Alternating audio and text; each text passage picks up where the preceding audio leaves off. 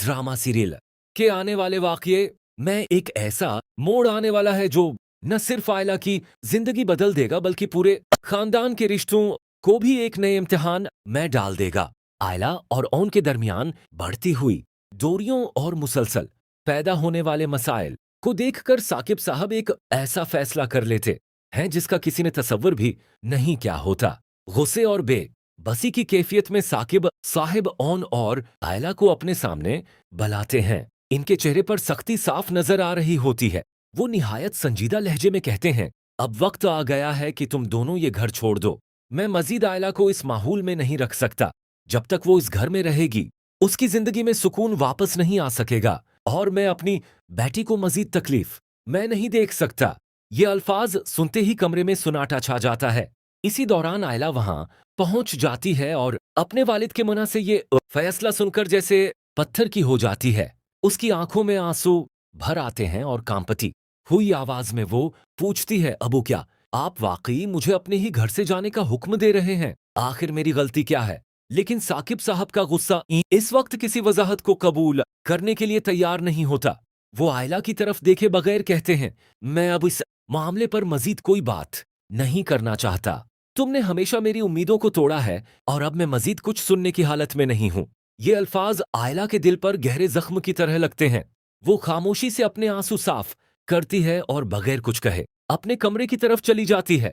कमरे में पहुंचते ही वो अलमारी खोलती है और गुस्से और दुख के आलम में अपना सामान समेटना शुरू कर देती है। हर लिबास, हर चीज उसे अपनी जिंदगी के खूबसूरत लम्हों की याद दिला रही होती है।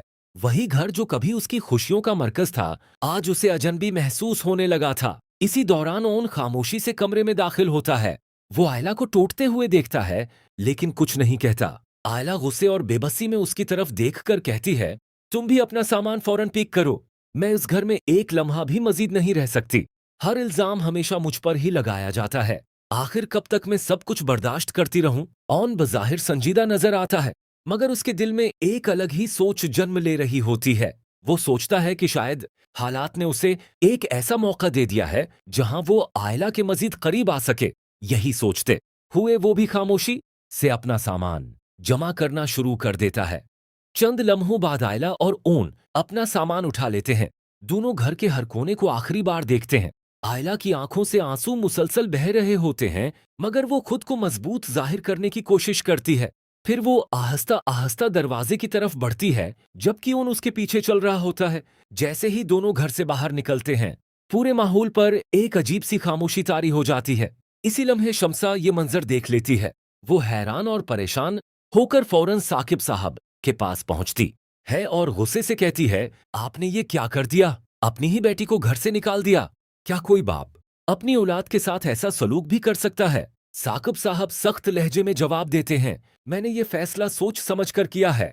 अगर आज मैंने ये कदम न उठाया तो कल हालात मजीद खराब हो जाएंगे। शमसन इनकी बात सुनकर मजीद अफसरदा हो जाती है और कहती है, लेकिन सजा हमेशा आयला को ही क्यों मिलती है? गलती किसी और की हो और तकलीफ हमेशा आपकी बेटी उठाए, ये कहाँ का इंसाफ है? ये तमाम बातें आयला दरवाजे के बाहर खड़ी सुन रही होती है। उसकी आंखों से आंसू मुसलसल बह रहे होते हैं मगर वो जानती है कि इस वक्त उसके वालिद के दिल तक कोई बात नहीं पहुंच सकती। वो खामोशी से गाड़ी की तरफ बढ़ती है।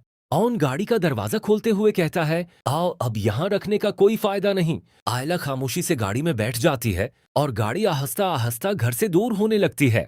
रास्ते भर आयला खिड़की से अपने घर को आखिरी बार देखती रहती है। उसके जिहन में बचपन की बेशुमार यादें गर्दिश कर रही होती हैं। उसे वो दिन याद आते हैं जब वो इसी घर के सहन में खेला करती थी, जब इसके वालिद उसे मोहब्बत से गोद में उठाया करते थे और जब पूरा खानदान एक साथ बैठकर खुशियां बांटा करता था। मगर आज वही घर उसके लिए हमेशा के लिए अजनबी हो चुका था।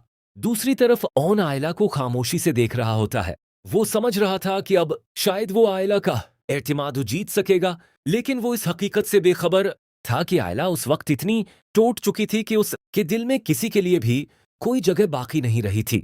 इधर घर के अंदर शम्सा मुसलसल साकिब साहब को समझाने की कोशिश कर रही होती है। वो कहती है, आपने जज्बात में आकर बहुत बड़ा फैसला कर लिया है। मुझे डर है कि जब आपको अपनी गलती का एहसास होगा तब शायद बहुत देर हो चुकी होगी। शम्सा की ये बात सुनकर साकिब साहब खामोश हो जाते हैं।